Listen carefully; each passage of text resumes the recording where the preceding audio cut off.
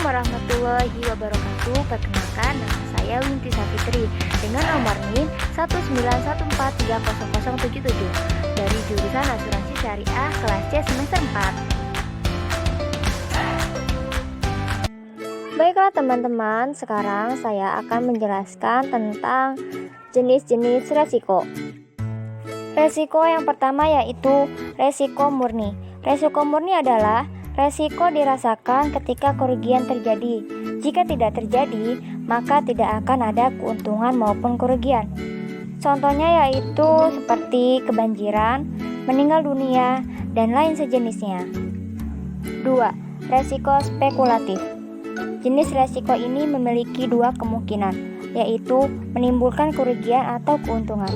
Contohnya, ketika menginvestasikan sebagian uang ke saham, maka akan ada resiko untung dan rugi yang mungkin terjadi.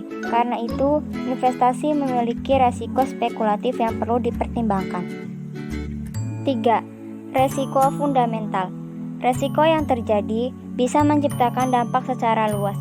Misalnya, bencana alam yang tentu saja akan memberikan dampak kerugian finansial hingga jiwa pada masyarakat luas. Contoh lainnya adalah perusahaan pilot sehingga harus merumahkan seluruh pekerja yang artinya merugikan orang dalam jumlah banyak. 4. Resiko khusus atau particular risk. Kerugian yang terjadi hanya berdampak pada diri sendiri atau personal atau bersifat pribadi. Misalnya, barang yang kita miliki dicuri, artinya dampaknya hanya akan merugikan diri kita sendiri. 5. Resiko individu. Kerugian yang terjadi memberikan dampak finansial pada diri sendiri dan kalangan kecil. Salah satu contohnya yaitu jika kepala keluarga meninggal dunia dan tidak memiliki asuransi jiwa, maka akan berpengaruh pada finansial keluarga yang ditinggalkan. 6. Resiko harta atau property risk. Kerugian yang terjadi pada benda berharga. Misalnya, kebakaran yang merusak harta benda di dalamnya, atau bisa juga pencurian kendaraan pribadi. Yang terakhir adalah resiko tanggung gugat atau liability risk. Liability risk cenderung berkaitan dengan masalah hukum. Contohnya, jika kamu menabrak seseorang dengan mobil dan ia terluka, kamu tentu harus bertanggung jawab secara hukum terhadap orang tersebut. Apa itu field underwriting?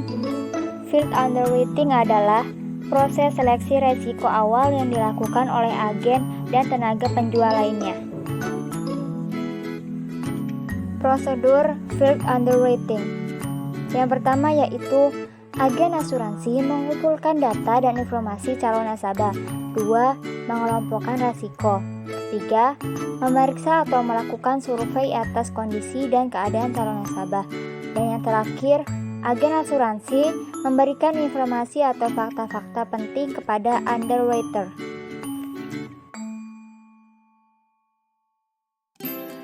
Proses underwriting. Pertama, field underwriting. Dimulai sewaktu calon nasabah mengisi formulir permohonan asuransi. Pada tahap ini, para agen dilatih untuk dapat mengumpulkan informasi mengenai calon nasabah dan memprediksi kelas resiko yang akan diterima. 2. Verifikasi data dan data aplikasi. Setelah dikirim ke kantor pusat, aplikasi permohonan diperiksa, diverifikasi, dan diseleksi. 3. Mengumpulkan informasi tambahan. Sumber informasi mengenai kondisi calon peserta diperoleh dari surat permohonan asuransi, laporan pemeriksaan kesehatan, dan keterangan dari dokter. 4. Menilai resiko. Penilaian resiko dilakukan terhadap seluruh aspek yang dapat menimbulkan atau meningkatkan terjadinya musibah. 5. Pengelompokan resiko. Pengelompokan resiko dilakukan untuk memproses klasifikasi calon peserta yang memiliki tingkat resiko yang sama, digolongkan dalam kelas yang sama. Proses yang terakhir adalah membuat keputusan underwriting. Keputusan underwriting antara lain: 1. Diterima.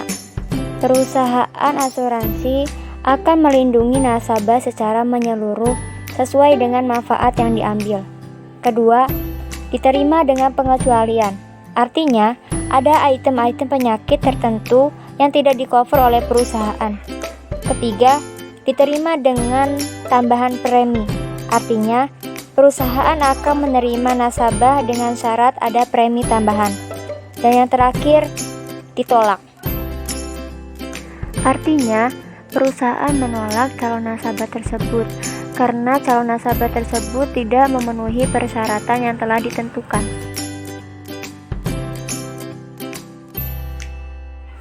Oke teman-teman, mungkin itu yang bisa saya sampaikan.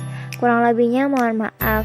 Terima kasih. Wassalamualaikum warahmatullahi wabarakatuh.